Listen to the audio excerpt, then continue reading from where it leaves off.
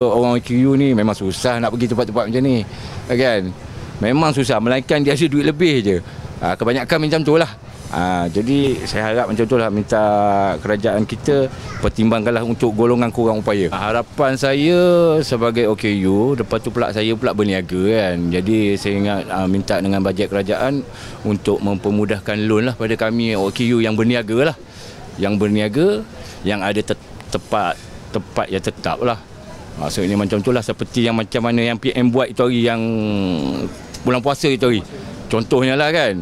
Macam tu lah dipermudahkan kepada untuk OKU lah. Itulah harapan saya lah. GST ni boleh, bukan tak boleh, tapi naik ala kadar.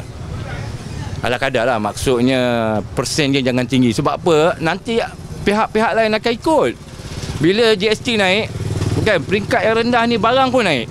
Alasan GST naik. Kita pun tak tahu nilai GST yang dikenakan tu berapa, kita tak tahu. Bagi saya untuk orang OKU ni kalau boleh dikecualikan lah. Tapi dengan syarat pembelian yang dilakukan mesti kena ada kad OKU. Sebab apa? Takut yang berpura-pura ni banyak. Diberi keistimewaan seperti mana contohnya hospital bagi percuma, train kereta api ke separuh harga. Maksudnya macam tu lah.